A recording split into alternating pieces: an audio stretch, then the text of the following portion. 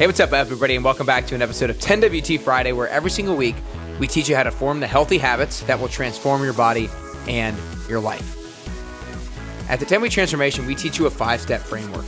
Number 1, we help you build your big, and that's your why behind your fitness.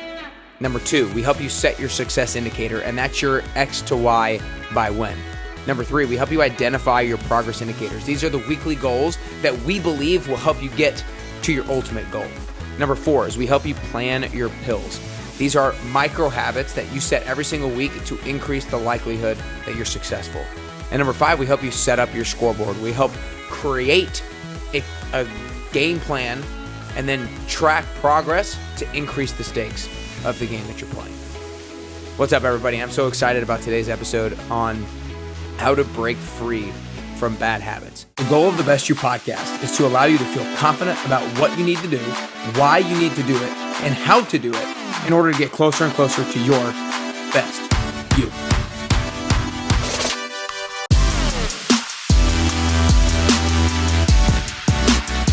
Unfortunately, good habits are great, but if we still have bad habits, they can often destroy the results that good habits provide to us. And so there's so many amazing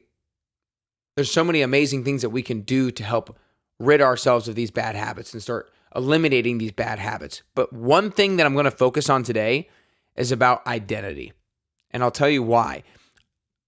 Over the last 5 years, I have been obsessed with trying to answer the question of why do we not do things that we know we should do? Why do we fall short of following through on the things that we tell ourselves to do? Why is there this invisible gap between saying we're going to do something, but actually doing it?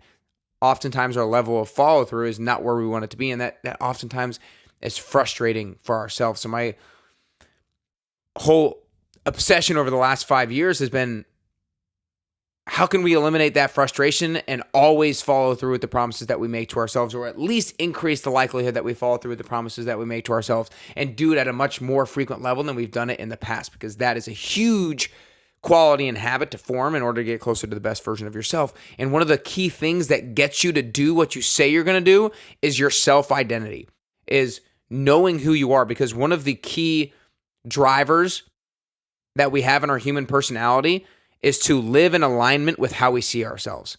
It's to live in an alignment with our self-identity. What does that mean? That means that me, Nick Carrier, I see myself as the type of person who prioritizes their health. I see myself as the type of person who eats really healthy. I see myself as the type of person who likes to exercise a lot. Therefore, when I'm driving from Nashville to Charleston for my cousin's wedding and I see a McDonald's down the road, I'm not even tempted by it at all. That actually sounds gross to me because I'm not that type of person.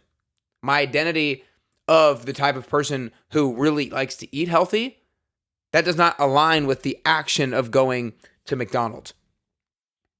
If somebody has the identity of I'm an alcoholic, then they'll probably continue to stay in that. But if they try to separate their identity from that, right? There's so many different things that we say that I am this, I am that, I am this, I am that. And we'll talk about that here in a little bit. But when it comes to self-identity and forming your self-identity intentionally, that's the thing. It's so cool because we can actually form our self-identity intentionally by doing these 3 things. Number 1, how we form our self-identity is what you see yourself repeatedly doing.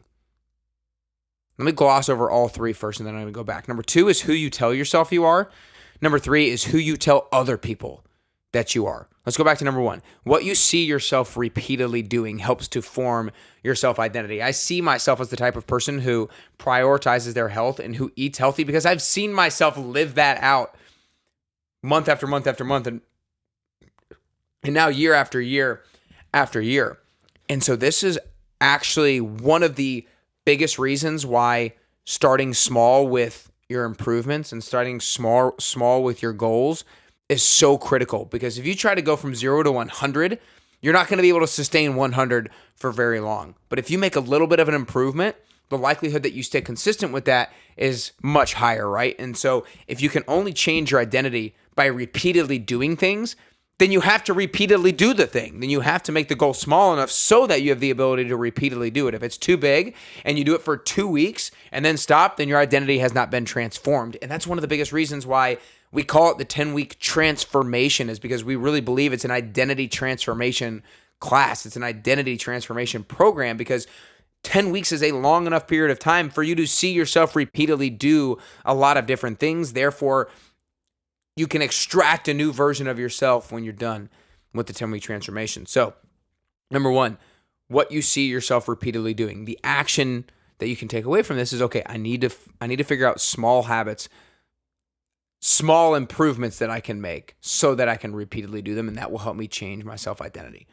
Number two is who you tell yourself you are. This is one of the things that frustrates me and grinds my gears so much is when I hear people say things like, I'm not a morning person. I'm an all or nothing person. I always have to have something to eat after dinner. I'm always this. I am that. I am this. I am that. Of course you are going to be that kind of person if you say it.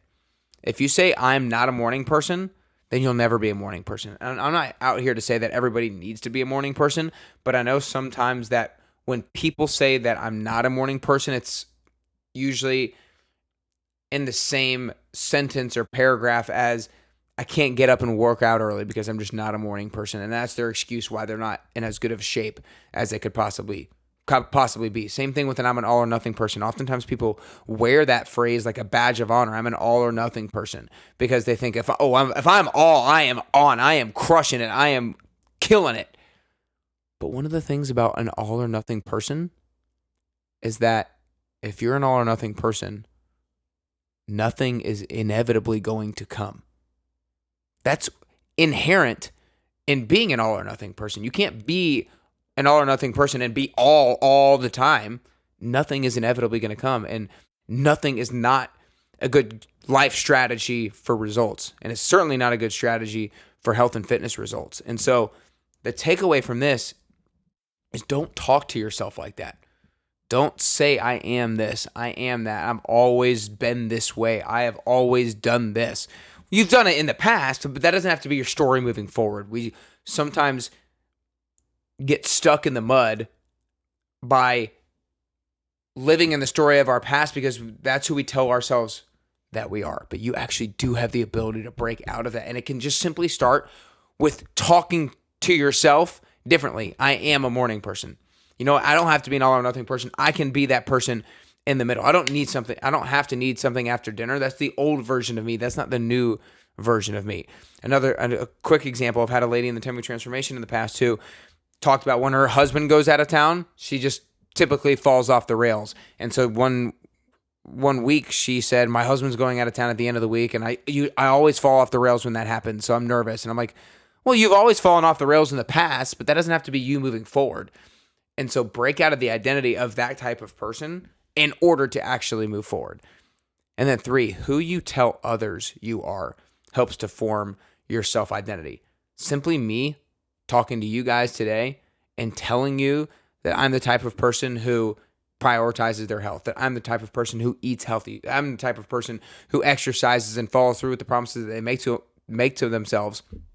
I am reinforcing my self-identity because I'm hearing myself verbalize it to somebody else. And I don't want to say it to you and not actually do it. I don't want to be a person who lacks integrity. And if you tell other people you're a specific type of person, you're going to take it that much more seriously as well. And the other great thing about it is they're going to then kind of follow up with you, right? Like if I tell somebody that I'm the type of person who eats really healthy, then if somebody sees me not eating healthy, they're going to call me out. Same thing, if you tell somebody that you're the type of person who works out and exercises a lot and they see you being lazy, slacking off, gaining weight, they're going to ask you hey, when's the last time you worked out? And so not only does it help solidify your self-identity for you, but it helps other people to kind of hold you accountable to maintaining that identity. So again, let's recap. 3 different things to help form your self-identity to help you break free of bad habits. Number 1, what forms your self-identity is what you see yourself repeatedly doing. And that is why small improvements and realistic goals are so key so that you can repeatedly do them. Number 2, who you tell yourself you are. Beware of I am statements. I always have statements. I am this statement. I am that statement. Beware of that because you will live into it. And 3rd, who you tell others that you are. It's kind of those same things that you talk to yourself when you say to yourself, I'm not a morning person, when you say to yourself, I'm an all or nothing person, don't say that to other people. Start to change the narrative of your life. How empowering is that? You can change the narrative of your life if you go about it intentionally. If you continue to live in your own old story and continue to say these things, then don't expect your story to change. But you can take hold and take harness of the future narrative of your life. And that's why I'm so excited for you to hear this episode today. So make sure you share it with a friend or a family member as well. And one of the things that I'm doing for a limited time only is I'm doing a free goal setting strategy call with 8 of you guys, only 8 of you guys. And if you go to nickcarrier.com/free call, then you can book yours today. Again, nickcarrier.com/free call. And we can help work through the framework that I described in the beginning, building your big, setting your goal, identifying weekly goals, setting yourself up for success, creating a scoreboard. Like, how cool would it be if you had all of that stuff set out and laid out and ready at the beginning of 2023? And our call could lead to you doing a 10-week transformation. It could not lead you doing a 10-week transformation. Either way, I want you to be set up for success so that you can make your 2023 your healthiest and your most confident and your best year yet. So make sure you go to nickcarrier.com/free call to book yours today. But I hope today helps you. I hope today helps you get closer to your health and fitness goals and ultimately helps you get closer and closer to your best you.